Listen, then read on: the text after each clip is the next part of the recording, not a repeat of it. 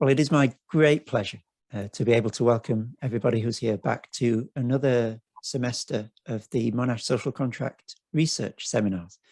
And it's my particular pleasure to be able to introduce our guest speaker this evening. Gerald Moore studied philosophy and politics and continental philosophy at Warwick before completing a PhD in contemporary French philosophy at the University of Cambridge, which is where we originally met, and why it's such a pleasure to be able to welcome him this evening. He then spent 2 years teaching at the Université Paris-Créteil and 3 at the University of Oxford, Wadham College, before moving to Durham in 2012, where he was appointed an associate professor in 2017, before his promotion to full professor in July 2020. Among Gerald's many publications, let me draw your attention just to 3. So in 2011, he published Politics of the Gift, Exchanges in Post-Structuralism, which was with Edinburgh University Press. And then in 2020, along with Martin Crowley and Ian James and Bernard Stiegler, he published Thinking with Stiegler, Organology, Proletarianization and Technical Life. And according to your website, Gerald, you have a book forthcoming, Bernard Stiegler, Philosophy in the Age of Industrial Technology. Is that still forthcoming as we speak? I've barely started it. It was due out in 2014. I have about 40,000 words on the kind of stuff I'll be talking about today. Oh, fantastic. So that will substitute for the contract on this book, on the Stiegler book. Yeah. Wonderful. Which brings us very neatly to Gerald's title for today. And just before I announce it, Gerald did say in the preamble just now and also previously in an email to me that he's very keen, and so am I, for this to be a very interactive session. So Gerald is very happy to be interrupted, for people to ask questions and make comments as he goes along. And I would also encourage participants to feel very free to do that. And Gerald's title for this morning or evening is States of Intoxication and the Limbic Capitalocene. Please join me in welcoming Gerald Moore.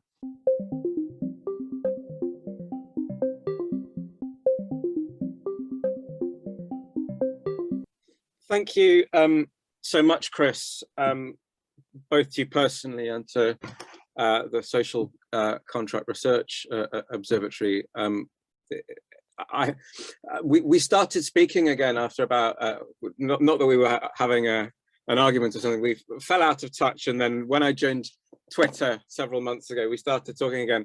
And at first it hadn't really occurred to me that I'd have much to say to this seminar, but increasingly it's dawned on me that ultimately I am ultimately dealing with questions of the social contract, though questions that perhaps come into play only much later in its evolution, which is to say, once we've left the original dyad of Hobbes versus Rousseau behind and are starting to look at something a little bit more nuanced. And I guess the kind of question that's really of interest to me here, and it's the question with which I was working. I was working on it with Bernard Stiegler in the run-up to his death, was really about what happened to the fabric of shared experience over the course, partly of history, but more particularly over the course of the last 50 years or so. And I'll take a term from Jacques Rancière. I'm not going to go into this in any depth, but it's something I'll throw into play now so that we can come back to it later.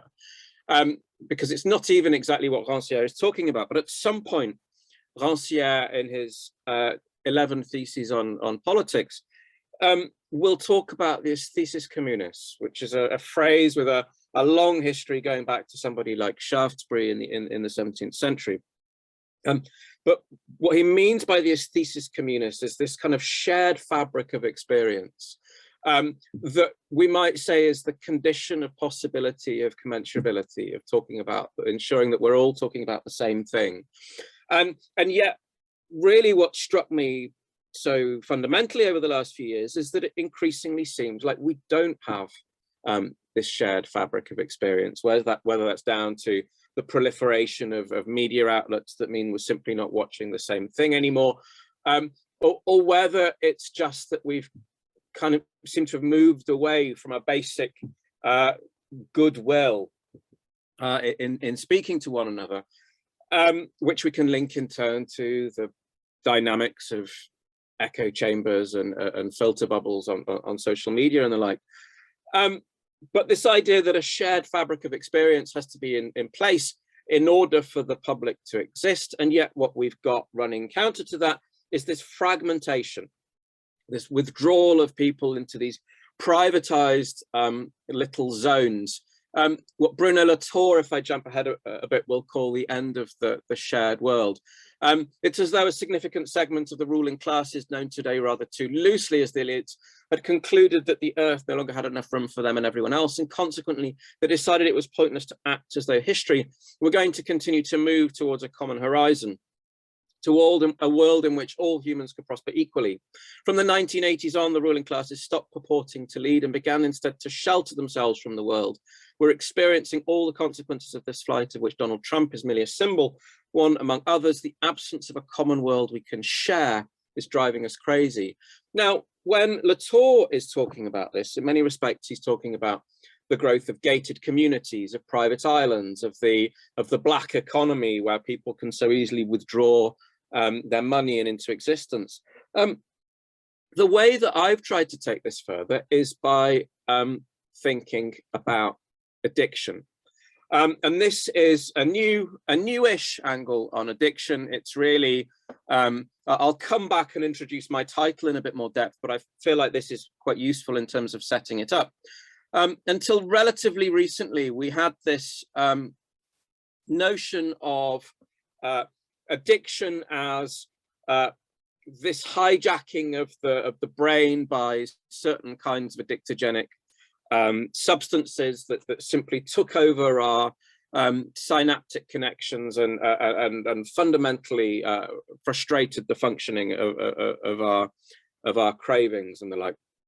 We've moved in the last 20, 30 years or so to the idea rather of addiction as a rational and adaptive response. That's a quotation from a Canadian psychologist called Bruce Alexander. Addiction as a rational adaptive response to a failure of environment making. In other words, once the real world becomes too stressful for us, addiction provides this possibility of a retreat into some kind of oblivion, a withdrawal. So we go back, that disease model of addiction was based on what happens when you shove rats in a miserable little Skinner cage with a morphine pump. These experiments were done in the 1950s by Olds and Milner, and they discovered that if you put a rat in a miserable little cage with nothing else to do, it will just take morphine until it passes out. But these experiments were redone by the aforementioned Bruce Alexander in the 1970s to the 90s, who made a rat park. He made a world for the rats in which they could do whatever they want. They could mate, they could play, they could build little houses for themselves. And in these circumstances where the rats had this meaningful possibility of world making, or what we might call niche construction in anthropological terms, the rats just leave the morphine well alone for the most part. They'll try it, they'll leave it. They're really not that fussed by it anymore. And from this, we get an argument that's really nicely summed up by somebody like Natasha Dow-Schul, building on work by the psychologist Mihaly Csikszentmihalyi, who came up with the idea of flow, withdrawal into these states of immersion. When and Schul will argue that, well, addiction, it's not about the high, it's not about the sense of winning, it's about this retreat into a privatized safe space. And I think this is exactly the kind of safe space that we're so obsessed with in debates around politics at the moment. The possibility of retreat from the stresses of the world into some privatized little niche of security where, in the words of this gambling addict, one can stay in the machine zone where nothing else mattered. So what we're talking about with the social contract is, what is it that holds us in this shared space and prevents us from retreating back out into these privatized safe spaces? Now, I talk about addiction in this respect, but I'll make it clear. I think one can be addicted, and we can put forward any kind of argument to sustain this point, neurological and otherwise. I think one can be addicted to absolutely anything here. The best thing that my friend, the late philosopher Bernard Stiegler, said to me at one point was that there comes a point when one has to stop doing philosophy and start being a citizen instead. And what he meant by that, Bernard was always aware that anything, and especially philosophy, could just become onanistic if it wasn't constantly reinvesting itself in the production of social fabric.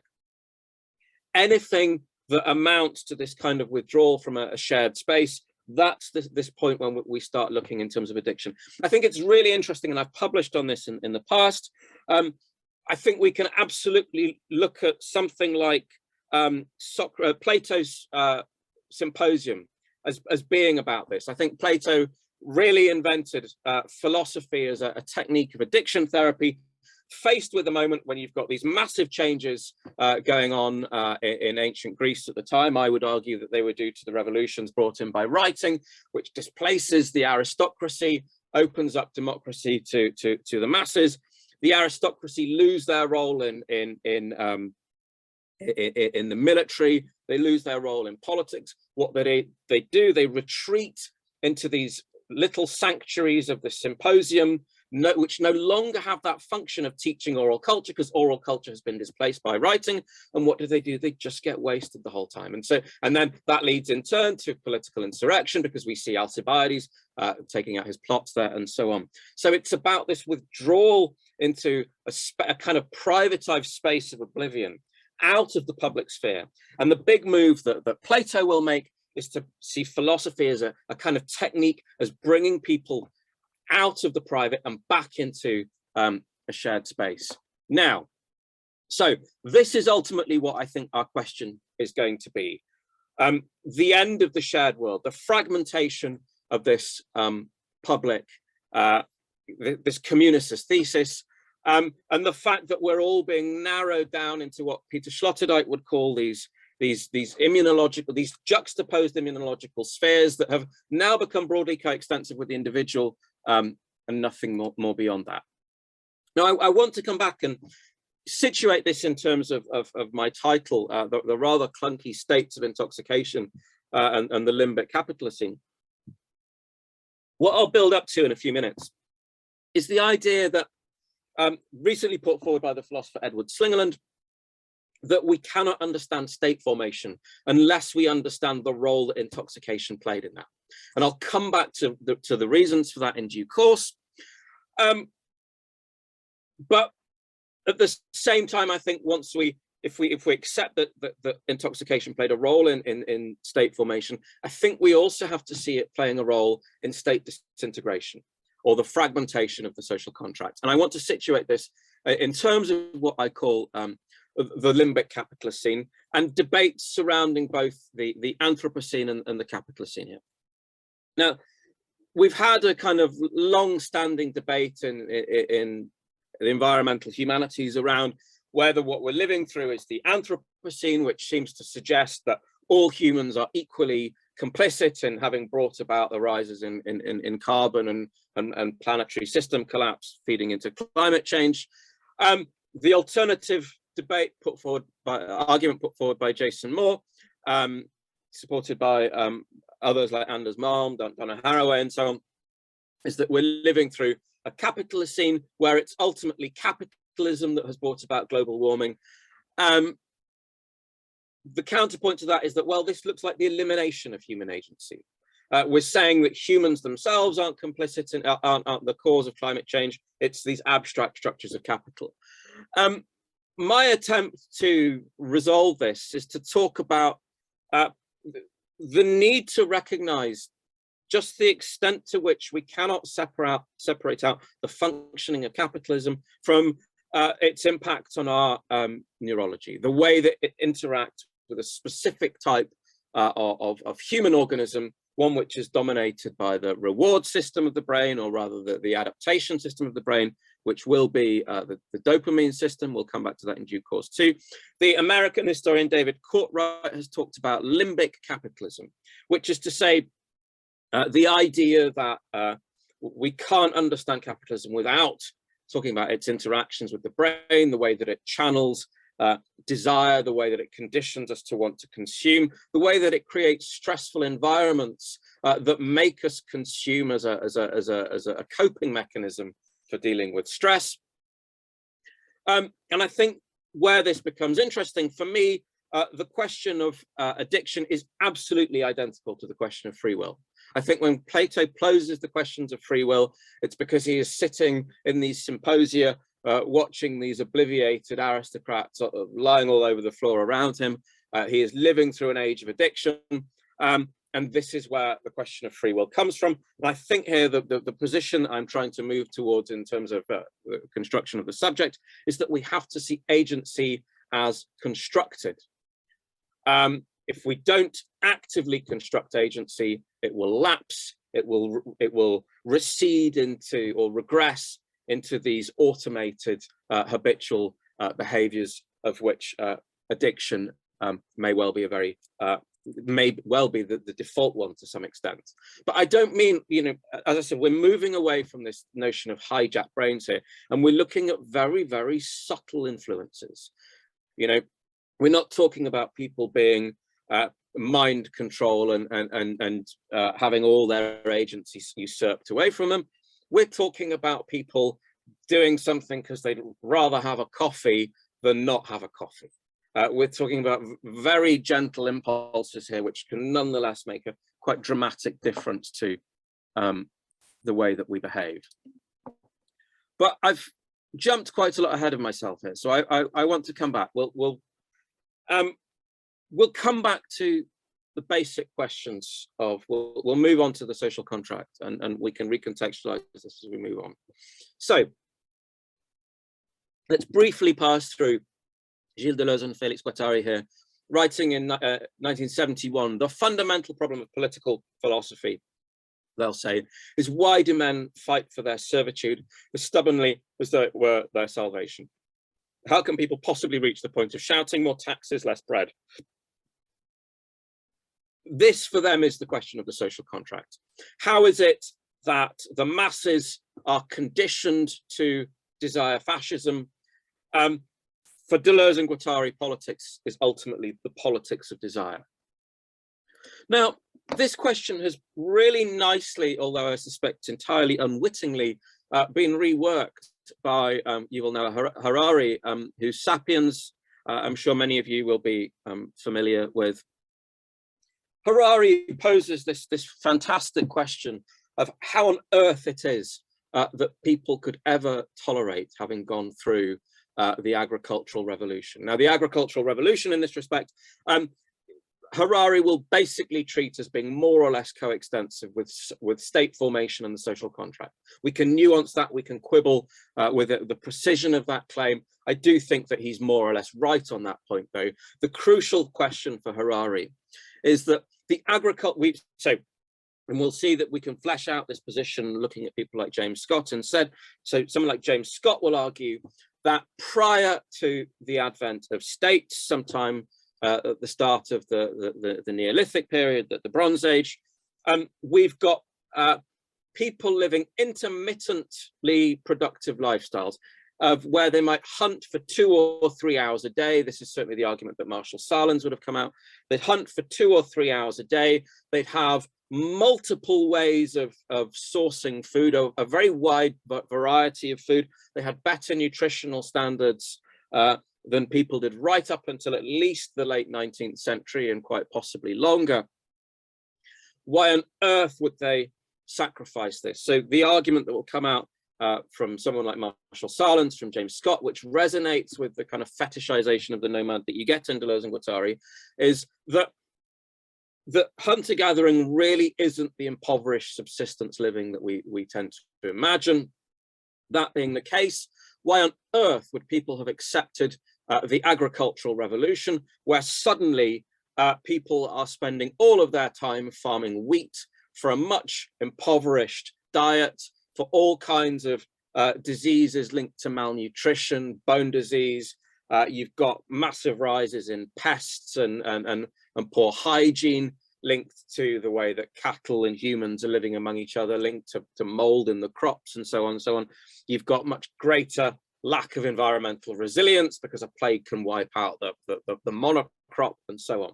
And this being the case, Harari says, why on earth would people have accepted to go through with the agricultural revolution? We've got multiple answers coming from across the fields of philosophy and anthropology here. You've got the kind of analytic side, Kim Sterelny, Nicola Raihani, whose name I've misspelled there, coming out with a kind of, I think, fairly tired discourse. Doesn't mean it's wrong, just means it's a bit tired, talking about the rationality of cooperation and how that feeds into the division of labor and so on. We've got Deleuze and Guattari talking about the role of punishment and bodily inscription in basically inscribing collective identity that overrides any notion of individual bodies, not that individual bodies were ever the default state there, but rather the body of the tribe is created through these processes of social exchange and inscription.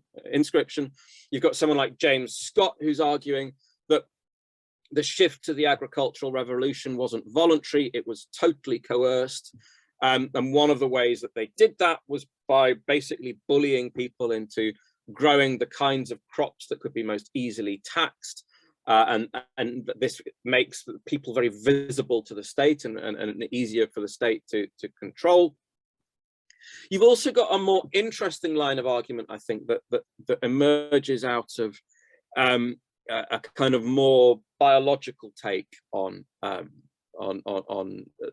development of the modern human. So there's a really interesting line that comes from the anthropologist Helen Leach, who argued that, well, actually, once we start moving into the agricultural revolution, this is really a critical point for the self-domestication of the biologically modern human. In other words, this is the point where we live through, if we talk about the domestication syndrome, what happens when humans start to, so let me kind of rephrase that a little bit.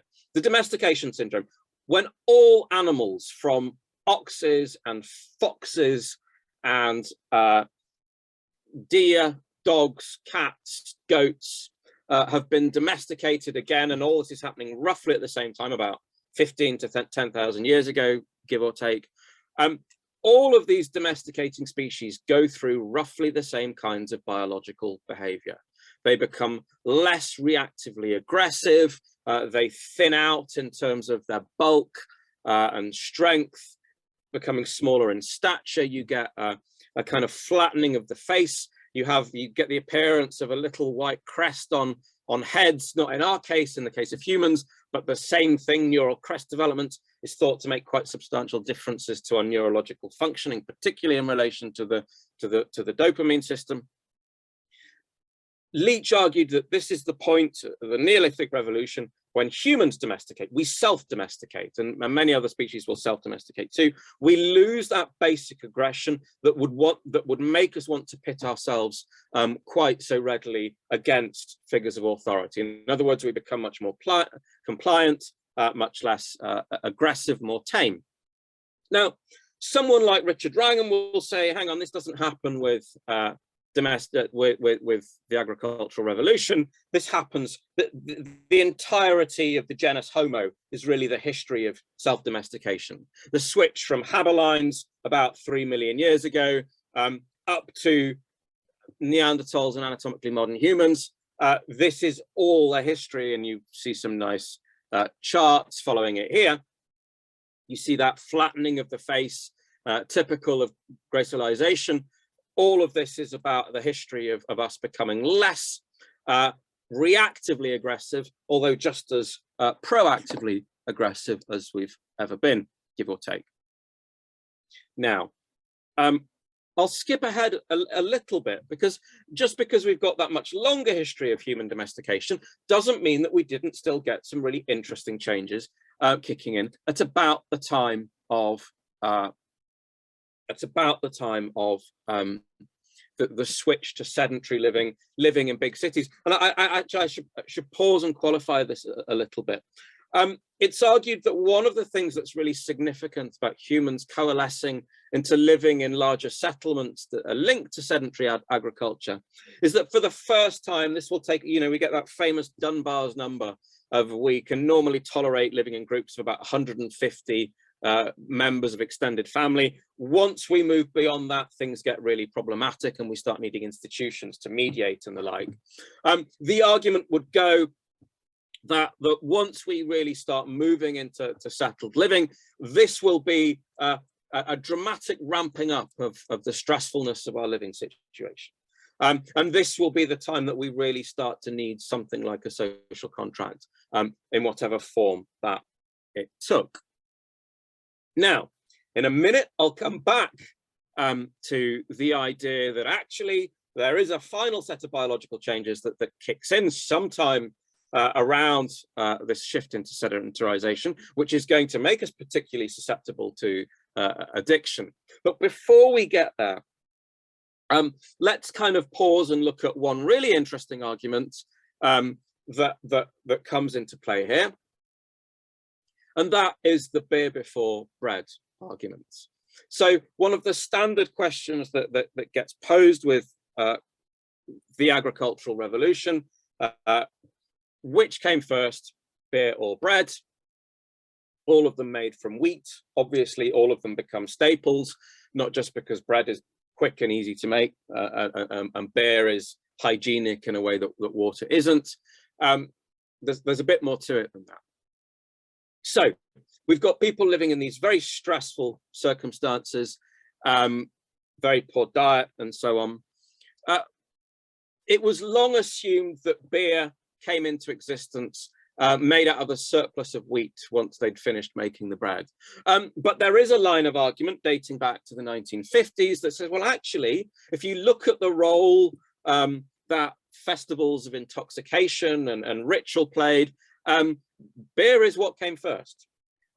We start with intoxication and we move to the mass manufacture of intoxication. This is where wheat and its domestication is going to come from.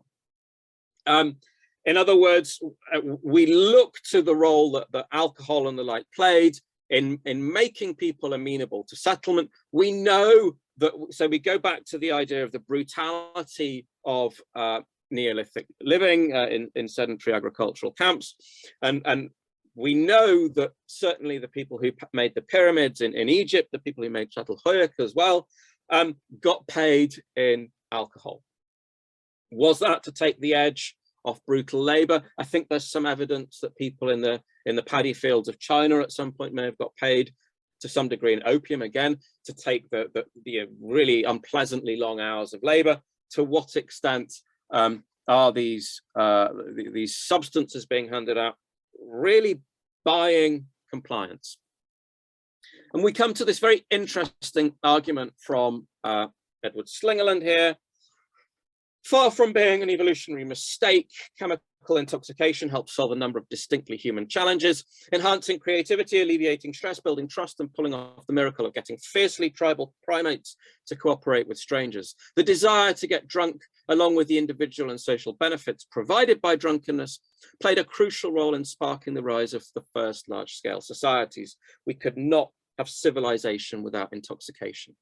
And we might put this in a lovely Derridian formulation and say that intoxication, in this respect, viewed over the course of history, will become simultaneously the condition of possibility and impossibility for civilization. In other words, it will be the de-stressor that will play a crucial role in the de-Darwinization, the relaxation of selection pressures that allows us to band together and form units of collective identity without killing each other. Simultaneously, further down the line, we can see how the same kinds of intoxication will also start to pull apart that social fabric. Now, I mentioned, and we'll come back to this, that we've also got an argument that says at the same time as intoxication is going to become the condition of possibility of banding together in larger groups. We've also got the argument that one of the things that goes hand in hand with the human self-domestication syndrome is going to be that we become increasingly susceptible to pathologies linked to intoxication, most notably addiction. But actually, there's a whole host of what we might nowadays call dopaminergic or hyperdopaminergic diseases, from ADHD and Alzheimer's to Tourette's and depression. We'll come back to them in due course. We've got a really interesting argument from the South African neuroscientist Tanya Calvi here on addiction as the price to pay for self-domestication. Now, here we come back to the idea. We'll start off with the idea that the Holocene, so roughly 12,000 years ago until whenever the Anthropocene officially starts, the Holocene has been marked by a really stable period in our climate.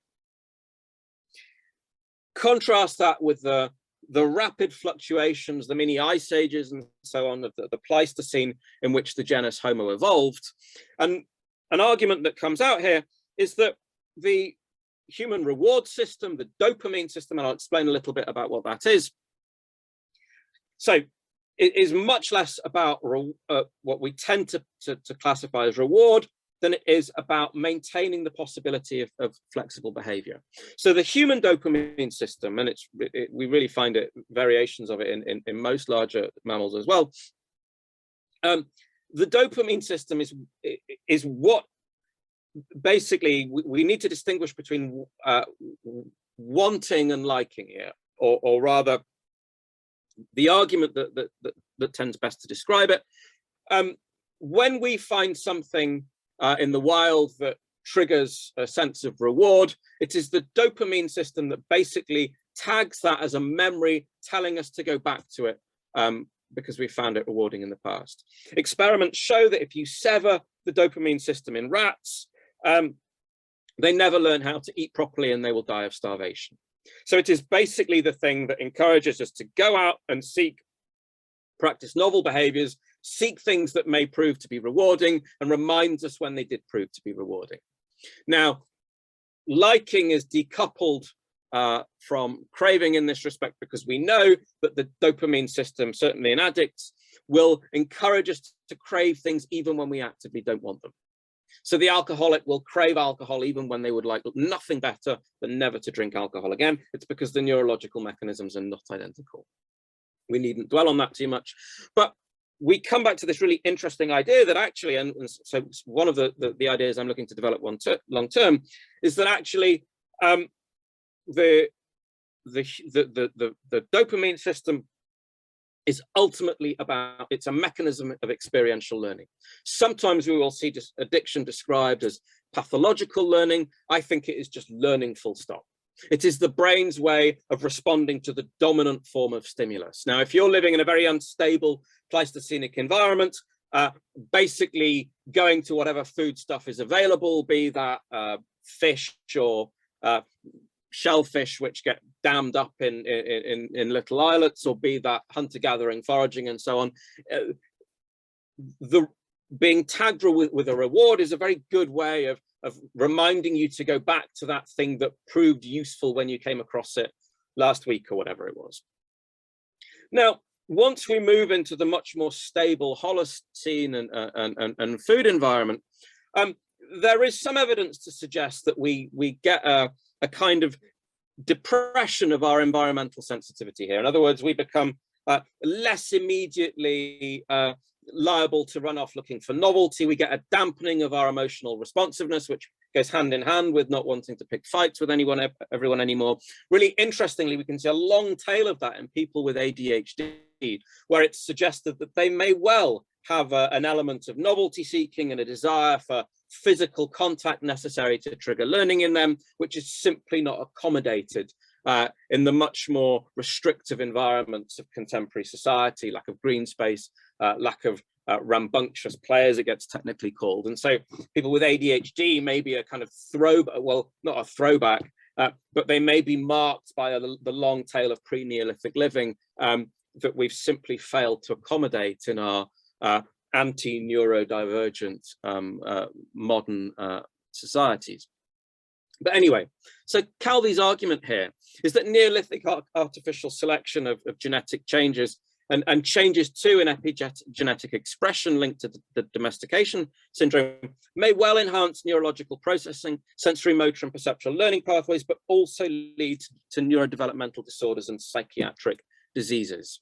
In other words, the very mechanisms that allow us to kind of move into society and successfully start living with greater numbers of people non-violently will also mean that we nonetheless have this capacity to lapse into coping behaviors, stress managing behaviors, of which addiction will be a notable instance. And this will resonate really nicely with an argument from another neuroscientist now based in Australia, Fred Previck, who'll talk about this shift that we get over the course of human history. I've scribbled out some little comments he makes about the rise of shellfish, because I think they're broadly acknowledged to be nonsense now. But nonetheless, Previck will argue that starting with this moment when we transition into sedentary society, cities, and so on, we get this increasing stressfulness of human societies, where we will become ever more dependent on dopamine as a coping mechanism. So remember here that dopamine is going to be the neuroreceptor that makes us cling on to things that have proved stabilizing, things that have proved anxiolytic in terms of stress relief. And as human society becomes ever more stressful, so we cling ever harder to the kinds of behavior, or rather the kinds of things that we can consume that will take the edge off our stress. And I think we can put this really nicely in the language of Georges Canguilhem.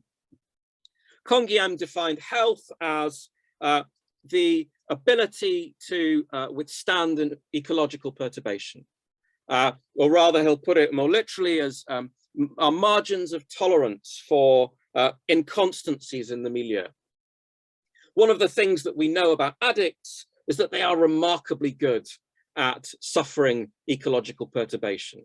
You can lose your wife, your job, your children, your family, your house, so long as you still have your whiskey or your heroin. Of course, the real issue comes once you lose access to your addictogen of choice. But up until that point, the consumption of something like alcohol or whiskey really inures us to ecological perturbation. And we get this argument throughout that one of the things that we're seeing with addiction is that it becomes a technique of stress management. Over the course of increasingly stressful human history, Previck will argue, we can see dopamine taking on an ever more dominant role in the brain, crowding out other neuroreceptors like norepinephrine, which we'd usually call adrenaline, serotonin, which tends to be thought of as the happiness drug, and we get this rise in psychiatric disorders, peaking around after the Second World War, when he'll say we shift from dopaminergic society into hyperdopaminergic society by depression, ADHD, and so on. These are also the diseases that Catherine Malabou would talk as being diseases of the new wounded, stress-related diseases, diseases of the body breaking down under stress. They're also what Byung-Chul Han will classify as the diseases of a burned out society. I'll flag up, just because it's such an interesting argument, that one of the things that Previck will also say here is that dopamine is linked to all kinds of things that we might associate with the European Enlightenment. It is related to increasingly abstract thinking. It is related to spatial exploration. He will basically, he's probably going too far here, but it's nonetheless a fascinating argument. He will basically argue that the whole of the European Enlightenment, colonialism, slavery, can be seen in terms of the increasing role that dopamine will play in the organization of our prefrontal cortex, and where we can link that in turn to the growth in pathologies like addiction. So just a quick recap at this point. So we've got this relationship on the one hand between Intoxication and the role that it will play in the formation of a body politic by alleviating animosity between near strangers, by taking the edge off brutal labors linked to the agricultural revolution. We might make reference here to something like the Carnivalesque as well, or to Georges Bataille on productive expenditure. But I think the real shift here is perhaps less with the nature of intoxication and more with the bodies on which that intoxication is acting. Now, we start off with these collective bodies formed together at the outset of the Neolithic Revolution. What we will see play out over the course of capitalism is that gradually, initially we see the emergence of institutions that will lessen the need for rituals and festivals of intoxication. But over the course of the last couple of hundred years, we also see the de-Darwinization of society. In other words, the institutions that existed to take the edges off the stressfulness of society give way to that kind of neoliberal emphasis on the individual, bearing individual responsibility for whatever befalls them. And as these institutions start to degrade, we start to see increasing recourse again to addictive modes of behavior that take the stress off environmental perturbation. I think what's really interesting here is that we can see the entirety of the history of capitalism playing out around. When I came up with this idea a couple of years ago, and I've talked about it extensively in a book called Bifurcates. I've got a 50-page chapter in there on just this idea. We really can see the history of capitalism beginning with spices before moving into sugar, coffee, tobacco. We've got alcohol in there at various points too, of different varieties, up through opium in the 19th century to television and digital screens. You think just how massive a role sugar and coffee played in the restructuring of the world, and then opium and so forth further down the line. It's really not an overstatement to talk about just how far capitalism was organized and determined around the cultivation, the domestication of various addictogens. And indeed, we can see what Donna Haraway and Anna Singh will call the Plantationocene, this dramatic reordering of biodiversity and the like, largely playing out in terms of those cultivars. We've got these shifts over the course of history that we can see playing out, for the shift from the alcohol intoxications of the pre-accounting era. Once we move into the Enlightenment, and you can't get away with being drunk all day, bookkeeping and industrial machinery will deal far better with caffeine and cocaine, and so we get a shift to those instead. And then upwards into the 20th century, I think digital screens, televisions are just a new mechanism of delivery, but nonetheless have more or less exactly the same effect. And I would argue, actually, I think one of the points I want to end up on today is really suggesting, and I'll get there in a couple of minutes, that we have to see fake news as being really the last stage in this history of limbic capitalism, or what I call dopamining, where we've got this coupling of stressful environments, the production of stressful environments, and the kind of channeling of cures for sale into a very narrow range of things to consume to take the edge off that stress. So I'll resituate this around a quotation, and I'm very much driving towards a conclusion in the next couple of minutes here. We'll kind of begin the beginning of the end with this quotation from Wolfgang Streeck, How Will Capitalism End? What keeps an entropic, disorderly, stalemated post-capitalist interregnum society going in the absence of collective regulation containing economic crises, limiting inequality, securing confidence in currency and credit, protecting labor, land and money from overuse, and procuring legitimacy for free markets and private property through democratic control of greed and prevention of oligarchic conversion of economic into political power? In a world without system integration, social integration has to carry the entire burden of structuration, as long as no new order begins to settle in. The desocialized capitalism of the interregnum hinges on the improvised performance of structurally self-centered, socially disorganized and politically disempowered individuals.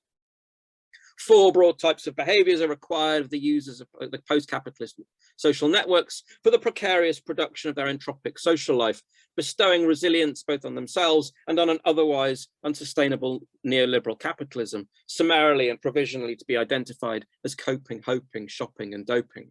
Now, there is a real mouthful in that quotation, so let's try and break it down a little bit. The name of Streeck's book, How Will Capitalism End, is a bit misleading here, because his argument is that capitalism has already ended, insofar as it no longer provides a coherent set of responses able to deal with everything that comes in its way. He argues that we're living in a post-capitalist interregnum where the old has died, but the new has not yet been born, and where what we've seen is the disintegration of the strata of society that were able to function as shock absorbers, preventing individuals from bearing the brunt of social ills. We come back to the argument made by Bruce Alexander right at the start here, where Alexander will say that addiction is basically a substitute for social dislocation.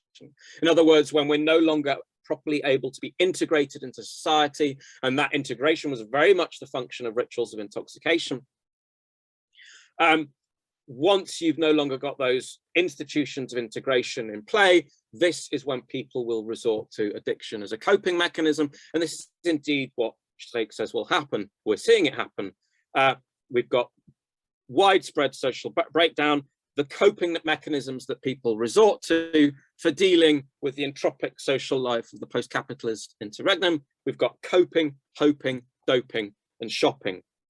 Well, coping is muddling through. Hoping is religion in various forms, and he doesn't only mean monotheistic godly religions there. He could mean the cult of celebrity just as easily. Doping and shopping, well, I'd suggest that actually kind of all those are really much the same thing.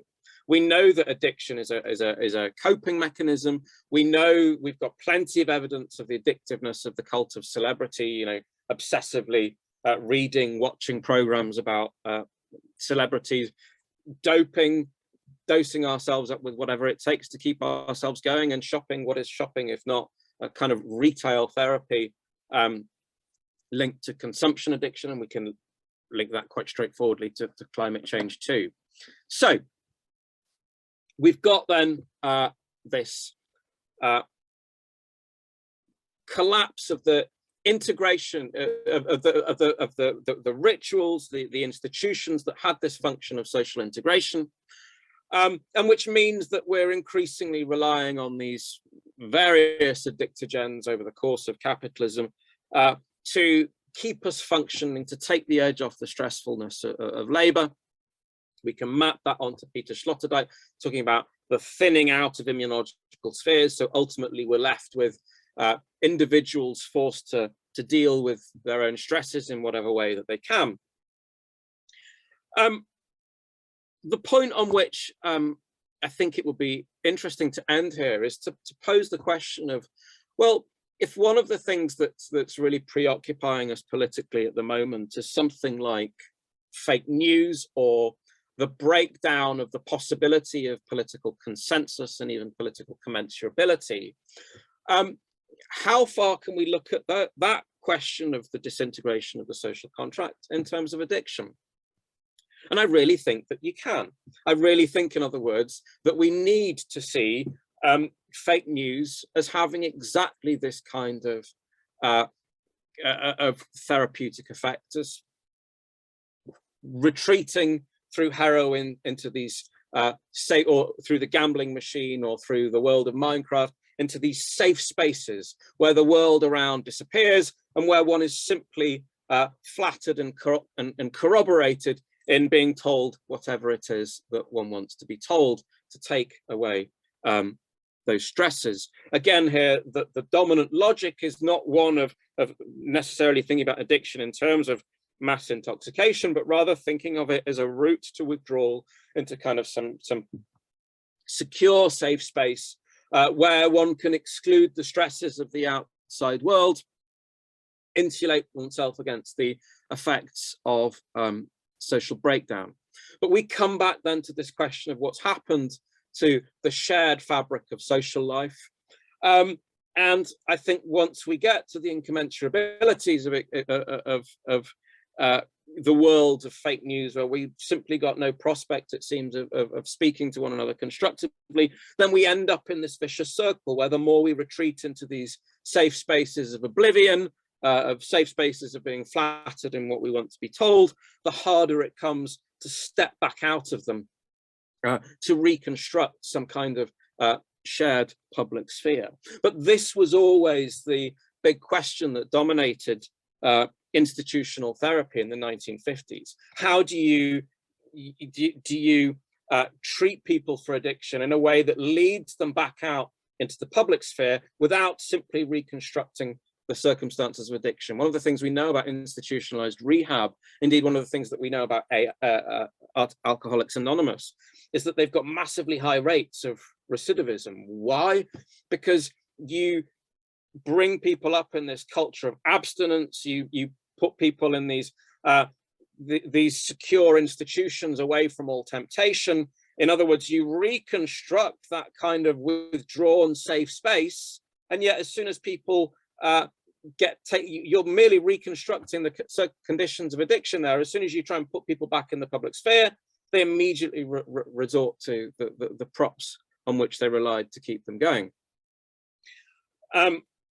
So where does that leave us? Do we need to bring some dimension of addiction therapy into questions of how to reconstruct the social contract? Yes, I think that's exactly what we need to do. At the same time, there is a track record of addiction therapists attempting to do that. It has backfired really quite spectacularly for reasons that we can go into in more depth in the questions. Okay, I better leave that there because I'm aware that I may have been kind of patchy enough in and incoherent enough in my coverage, something that we've got lots of gaps to fill in. We can do that starting now. Thank you very much. Thank you ever so much, Gerald. Please join with me in thanking Gerald for that immensely rich paper, to which I fear the amount of time that we've got will barely begin to do justice. Gerald, are you able to stop sharing your screen at this point so that we can all see each other? Can I invite people that there a good number of us to not have to mediate things, I think. If you have a question or a comment, do feel free just to illuminate your video and go for it. Do be aware that a few of you, and I apologize for this, I don't know how it happened, are still named Chris Watkin, so I won't be able to call on everybody by name. That seems to be the default name that was given to everyone. So if you do want to change that, that might make things a little more personal. Let me begin, Gerald, by asking a question of my own and allowing other people time to formulate ideas. It's in relation to something that you said early on, that we've moved away from a basic goodwill in speaking to each other, which I think in many ways is simply uncontestable. But I do want to push a little bit on that idea.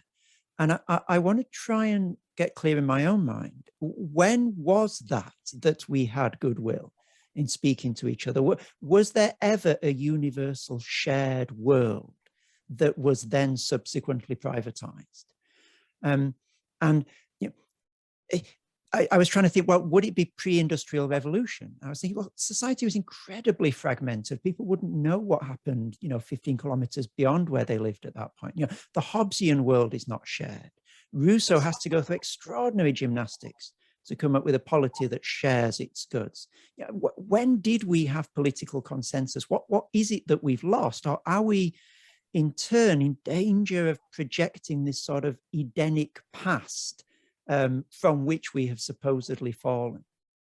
This is a really interesting question because, of course, if you go back to Claude Lévi-Strauss, he would say that Neolithic society, although he's making inductions based on the Nambucquara and the like, he's got those famous maps that show that the Nambucquara basically live in entirely distinct overlapping villages. My Durham is not at all the same Durham as that of other people who live here, who never go to the university, and so on and so forth. What we've alternatively got, perhaps, is non-conflictual overlapping living arrangements, where we're not so much sharing a space as or we're not so much sharing a world as non-antagonistically sharing the same space. And I guess the question that comes up from this is, how much is it really just the case that with globalization and media, we're just more aware that we're of the incommensurabilities that were there all along? You know, I don't really believe that back in the 1950s, just because people wore hats and spoke of politicians very respectfully, I don't really believe that they thought that all politicians were acting in their best interests. I suspect they just thought they were sufficiently disempowered for it not to be their place to contest that failure to act in their interest. And so I guess that the differential here isn't so much one of a loss of harmonious sharing as an awareness of a lack of sharing that suddenly means that things that were once deemed uncontestable now get contested. I think that's a really interesting point. How far did this thesis communis ever exist? Maybe it didn't, but there was certainly been a shift in the dynamic about how we react to that. That's a nice way of putting it. Yeah, I think that's worth following up. Wonderful, thank you, Gerald. John, I believe, has a question or comment. I do. Thank you very much, Gerald. I enjoyed that. I just wanted to come back to the Spinoza quote, which comes up indirectly later in Scott. Of course, voluntary servitude, servitude volontaire, is from La Boétie. And La Boétie, one of the sources for that was precisely, for that term was precisely Plato's Symposium, where Plato uses the term ethylodouleia, willing servitude. So that links up kind of nicely with what you were saying about Plato and what's happening in Plato.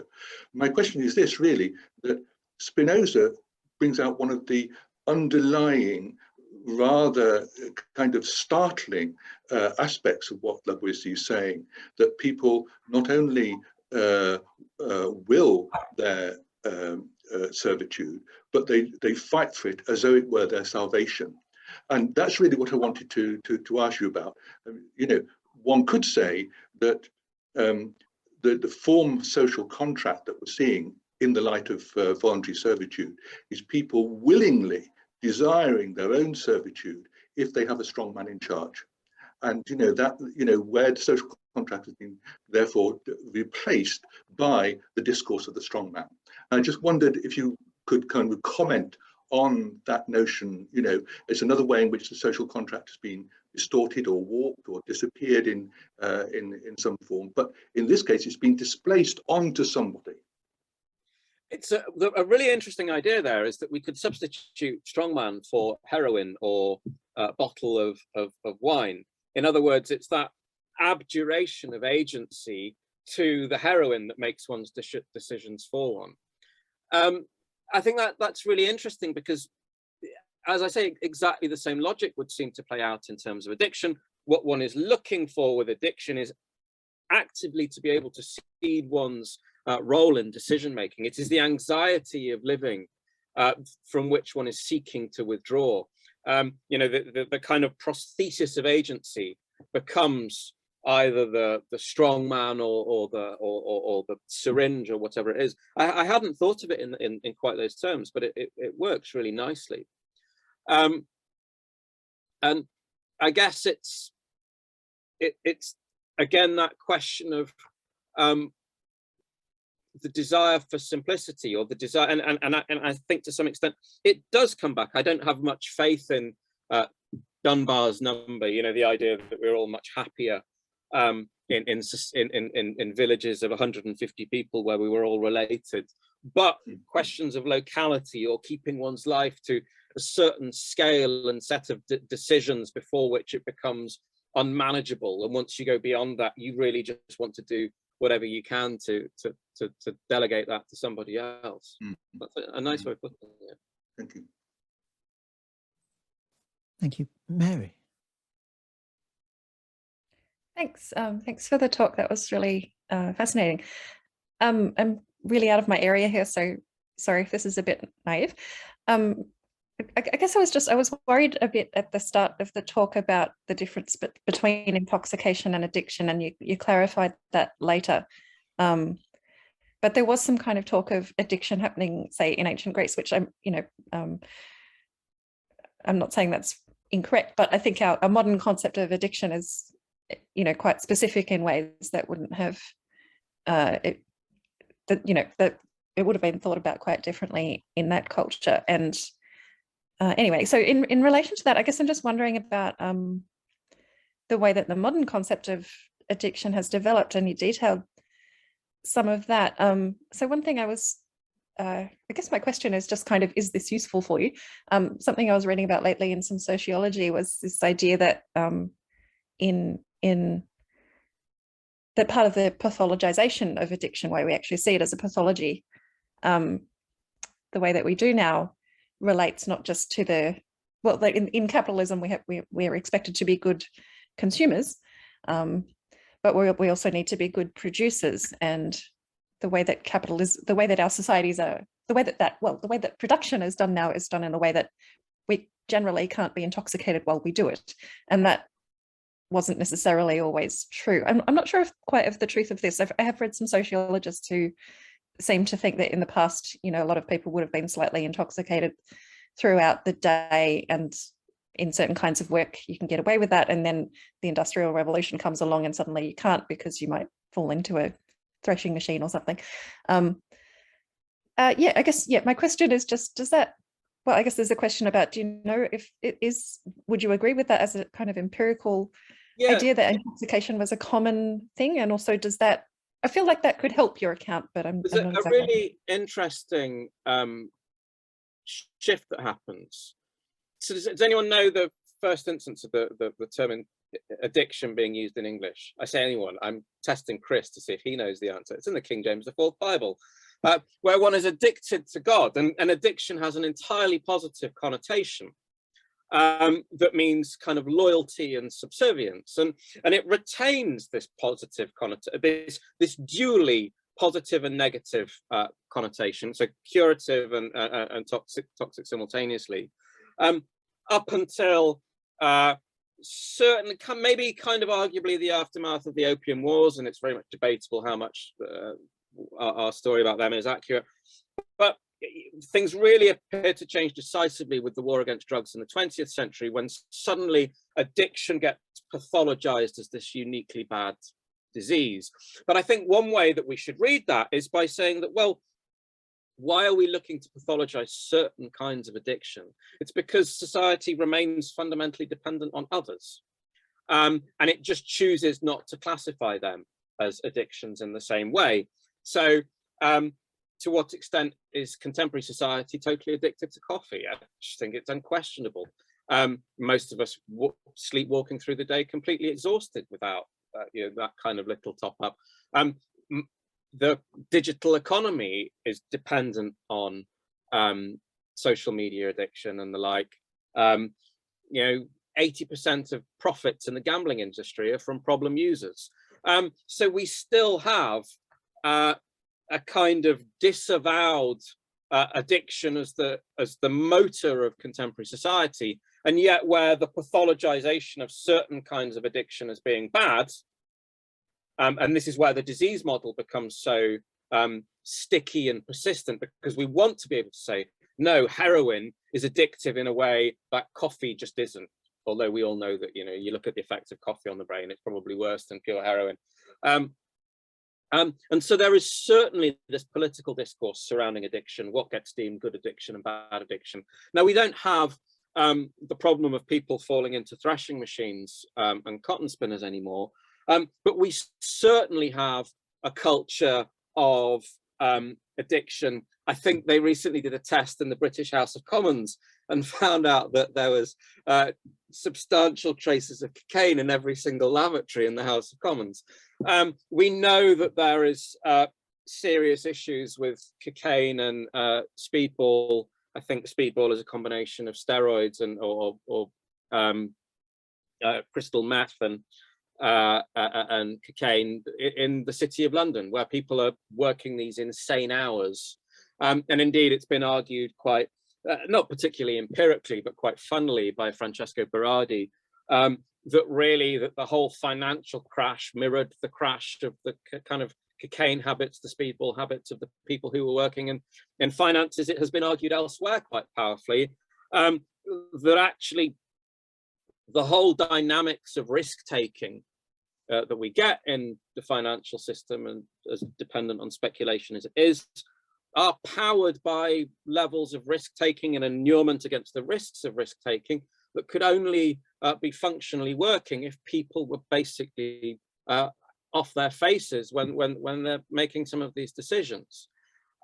So I think we do have a kind of much more interesting and complicated story going on there, certainly about the disavowal of addiction, certainly about the politicization of it. I think one of the things that I've written on is the idea that so in the past, you go back to the kind of publishing revolution in the 17th and 18th centuries, and you did have people being described as being addicted to books, you know, Leselust in German, or people losing themselves in books. You look at the French novels like Stendhal, where the fear is that these naughty readers will go off and consume books into oblivion and get their heads filled with ideas. And actually, I think Madame Bovary has to be read as a novel about addiction, where some massively bored and miserable housewife goes off, gets her head filled with bourgeois fantasies, withdraws into this private space,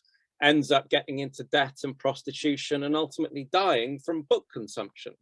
And I think that at the time, it was quite easy to read these as being parodies of addiction, but in the same way that we can read so much of digital addiction as a parody. And yet we know that there are people who will allow their babies to die because they're too busy feeding a Tamagotchi. You know, there are registered instances of this. And so actually, you know, looking back at Madame Bovary from the standpoint of social media abuse nowadays, can we not see that book addiction really was a thing? And can be given the same kinds of diagnosis, which isn't to say it induces necessarily the same types of behaviors. But I certainly think that we can see addiction as being a constant presence in a way that has been substantially disavowed. Thank you very much indeed, Gerald. Does anyone else have a comment or a question at this stage?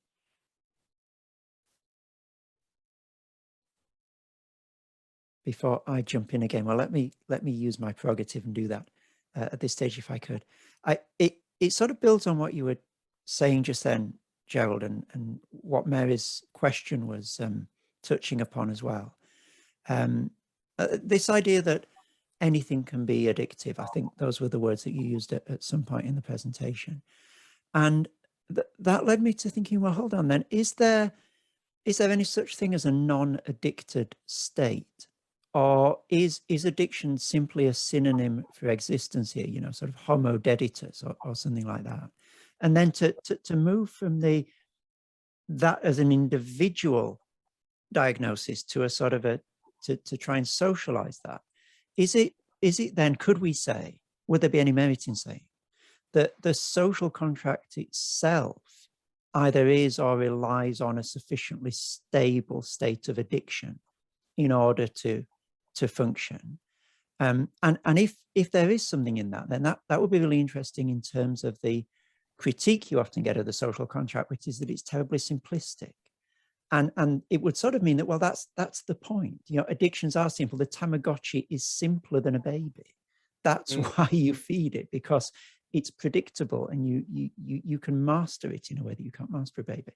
And, you know, I guess then the question, well, but is that what the social contract is doing with society, providing us a Tamagotchi of society, you know, that we can focus on and avoid the complexities of you know, the messiness of life? And really interesting way of putting it. So starting off with this point on addiction, on simplicity, you've just brought to mind, I think. So one of the arguments that Bernard Stiegler put forward in his very last books called Capitalocene, or What Calls for Thinking, Curing, Salving, was the idea that science has lost its therapeutic function. And I think that that needs to be elaborated to say, well, actually, one of the reasons that fake news is so effective is because it has this simple therapeutic value that science doesn't have, because it's simpler than science, because it tells us stories, accessible stories, in a way that provide relief and comfort that science can't, especially when science can't offer us comfort. It can only give us truthful depictions of whatever miseries await. But then stepping backwards a bit, so is addiction a default state? Well, so I guess the point there, can one be addicted to everything? Ultimately, what one is always addicted to is dopamine. One gets to a point where one is craving whatever it is that will release dopamine into the brain in sufficient doses to trigger up some kind of anxiolytic relief. Anything, and this is a quotation from Norman Deutsch, the neuroscientist, anything of sufficiently high emotional intensity can trigger dopamine release into the brain. We know that someone with OCD polishing door handles can bring about that kind of relief. It's really interesting. If you look at the etiology of something like anorexia or bulimia in the diagnostic of statistical medicine, they will say the difference between anorexia and addiction is that anorexics are, well, addicts are addicted to a thing, but what anorexics like is not a thing, it is nothing. And you think, well, this is a nonsensical distinction. Ontologically, it simply doesn't hold up. What you clearly have there is that not eating triggers the same level of dopamine release as heroin or whatever. So I think in time that those kinds of distinctions will dissolve too. And we know that pretty much any kind of behavior will can be harnessed in a way that that provides, you know, you've got someone like Winnicott will talk about the child being addicted to their soft toy, their transitional object. And anyone who's seen a child, anyone who saw me lose my Garfield in a French village in 1984 will know exactly what is meant by that claim. But does that mean that we're automatically always addicted? Well, not necessarily. I think where addiction becomes really starts to kick in is when you're craving a particular thing to the detriment of everything else. We get this effect of the kind of narrowing of our responsiveness to stimuli, to the point where we'll only respond to this particular thing rather than anything else. And indeed, one of the things that's now argued in addiction studies is that actually abstention is counterproductive, because when you abstain from drinking alcohol, all you do is reinforce the same synaptic circuits that tell you to crave alcohol in the first place. So abstention actually strengthens the craving. And the thing to do instead is to bombard yourself with counter influences. So you go running, you take up a language, you play a musical instrument. These things create what Stiegler would call these quasi-causal attractors, or alternative points of stimulus from which we try and wrest ourselves out of this vicious narrowing circle of craving. Can we find instances of people who've got some kind of perfect neuronal balance where they've got so many activities going on that they don't get pulled in the direction of one over others? Well, gets a bit complicated, because we do know that neurologically love is addiction. The ultimate withdrawal symptom is having your children taken away from you.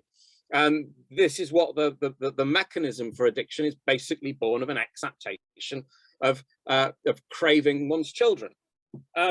So it gets tricky on that point. But as I say, when we're talking about, I think a much better example as a model for addiction it's not going to be something like heroin, it's going to be something like tobacco. Now, we know if we look at studies from Vietnam in the 70s that all these soldiers who had access to pure heroin for the duration of the war go back to the States, and only 1 in 10 of them ever use again. So we know that take people out, you change the environment sufficiently and the cravings will just go. People call, you know, spontaneous remission has a 50 to 80% success rate compared with Alcoholics Anonymous, which is about 5% success rate differentially. So we don't need to think of it as being just hijacked in this irretrievable state of dependence. We can come out of it quite easily. We just need to, maybe the way to think about it is that addiction becomes this kind of lapsing into a default state of comfort, from which we need to be coaxed towards the alternative. What does that mean in terms of the social contract? Well, I guess that insofar as the social contract becomes a kind of easy default mode of existence, then we'll lapse comfortably into it. But what we start to see now is that it becomes an effort, it becomes a work to kind of bring ourselves back. So here's maybe where we need to say, one of the things that Stiegler would always say is that we have to recognize that addictions are not uniquely bad. They are pharmacological, which is to say they are both therapeutic and toxic.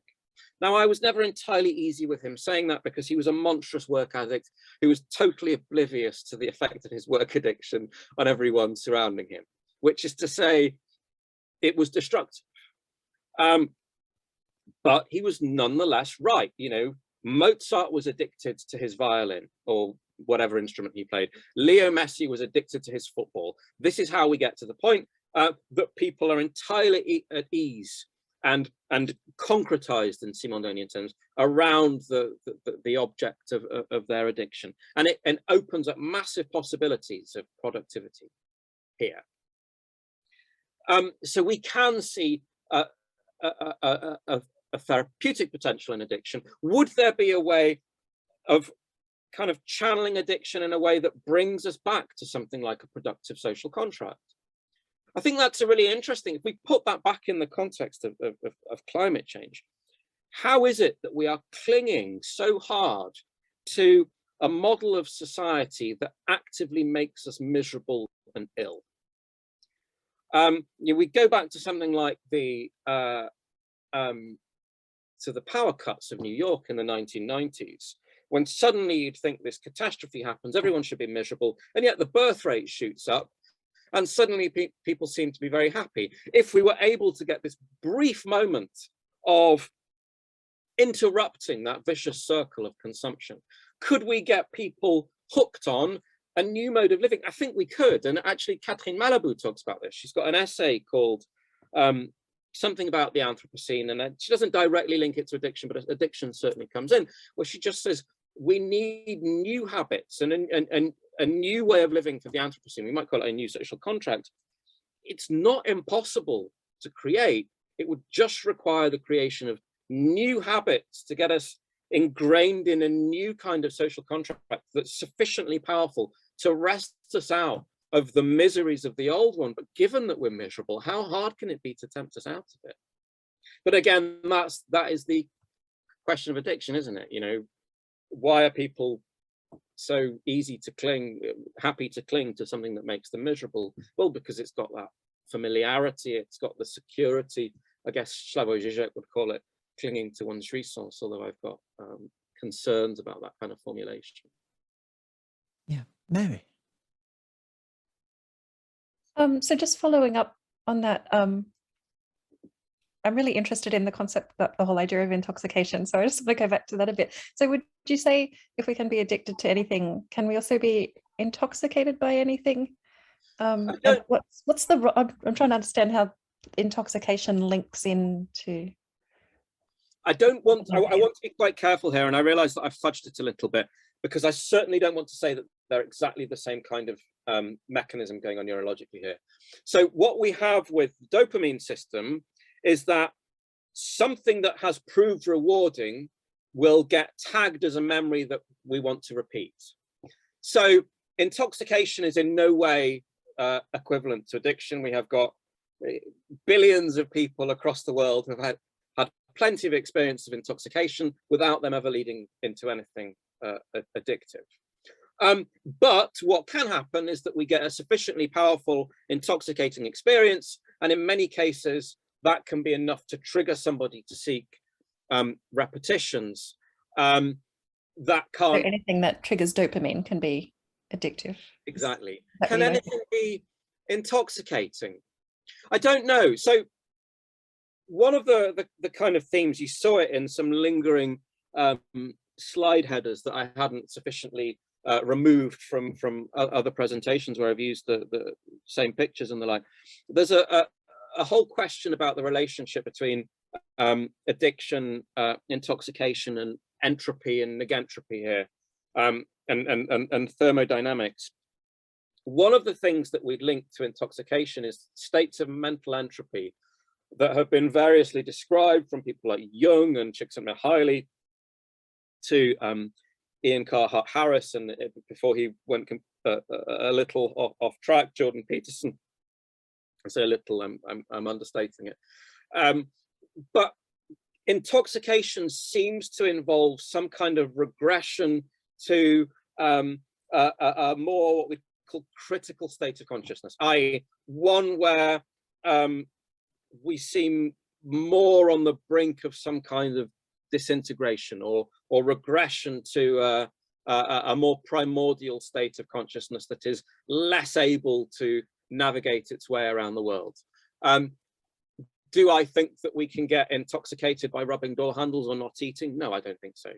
I think there we do need to make sharp distinctions between intoxication and addiction. I think one of the things that's interesting, if you go back to Plato, when Plato, and this comes back to your earlier question, because you're right that there wasn't really a discourse of addiction in ancient Greece. Although very interestingly, Julian Jaynes, in that fantastically bizarre book on the history of consciousness in terms of the bicameral mind, where he argues that basically we were all schizophrenic until writing came along and organized the left hemisphere of the brain, so that the voice that was once the gods now becomes the voice of the internal writer.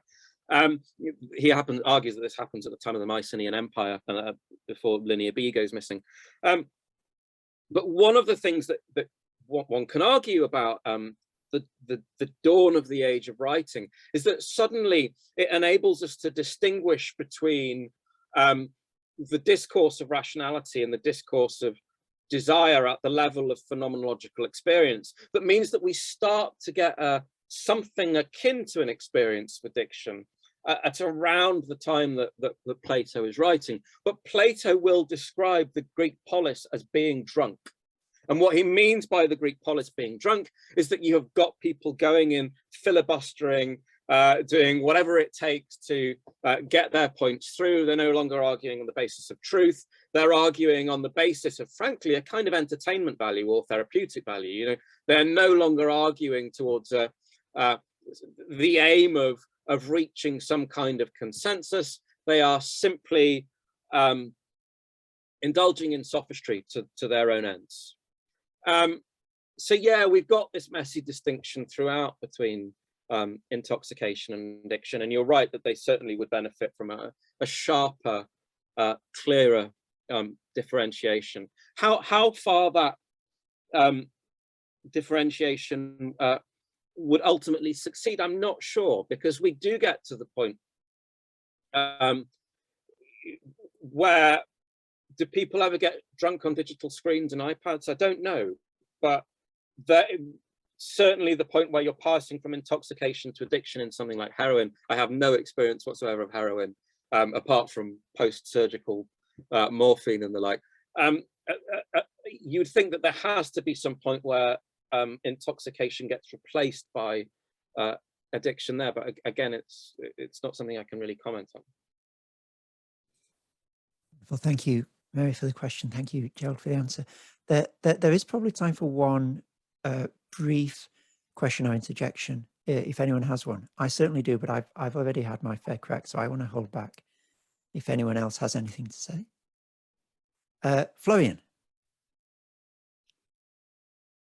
Yeah, hi. Thanks again, Gerald, for your very interesting talk. I'm still trying to get my head around what's going on these days, and especially what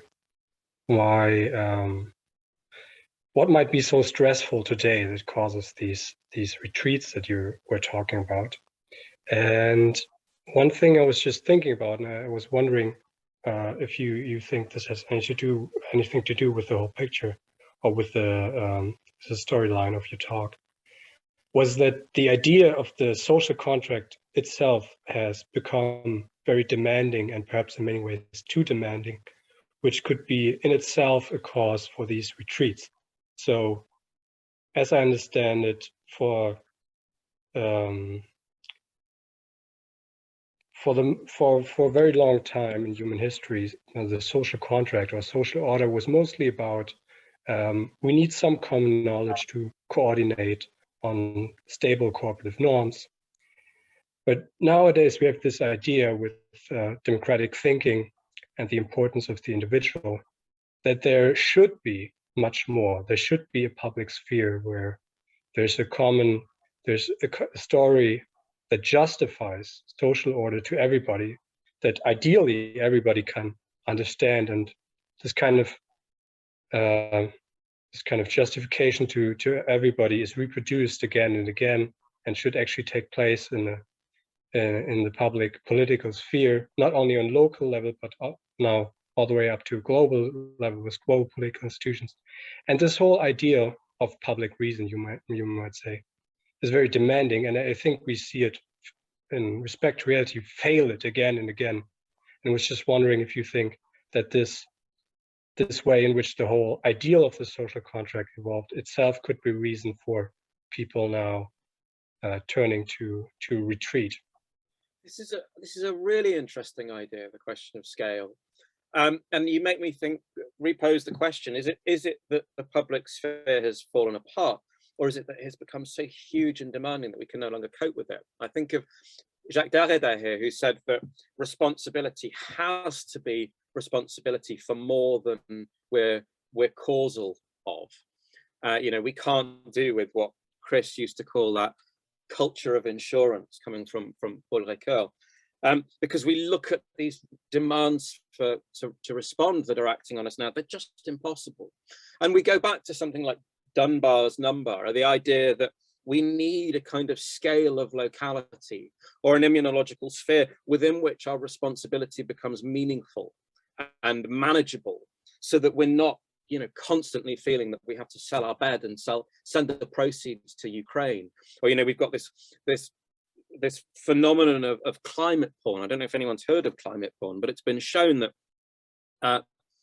that looking at pictures of emaciated polar bears floating on icebergs has exactly the same effect on the brain as watching pornography, where it makes you feel kind of thrilled but then exhausted and burned out and unable to respond. It is the absolute opposite of what you want to do to trigger responses. To trigger a response from people, you have to show them kind of successful projects of how to manage expectations and how to manage small scale environmental achievable goals.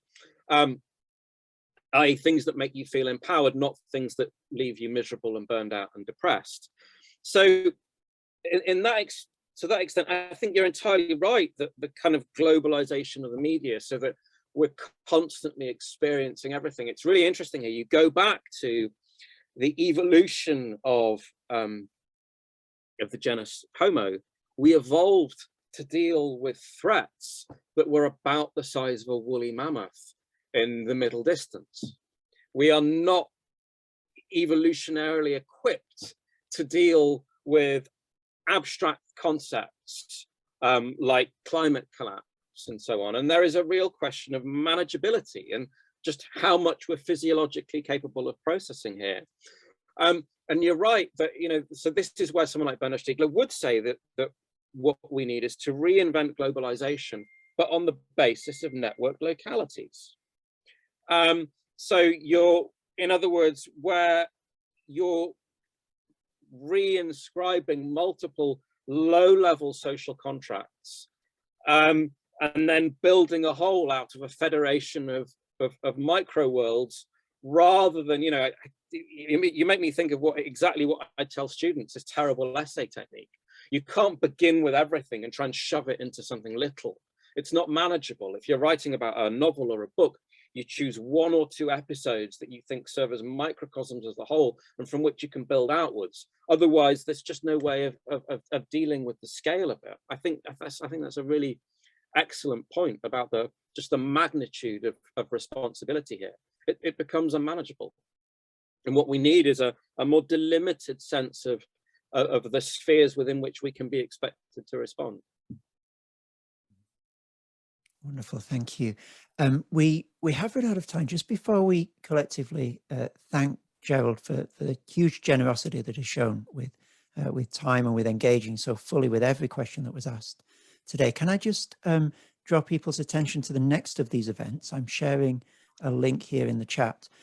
Next Thursday, so Thursday the 17th of March, same time, Jessica White from the University of New South Wales will be speaking to the title Cultivating the State of Nature, Neoliberal Statecraft as Gardening.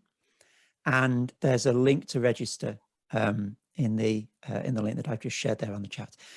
Please do join with me in acknowledging our collective thanks and huge gratitude for Gerald's generosity and time. Thank you, Gerald. Thank you so much. It's been a fantastic way to start the day.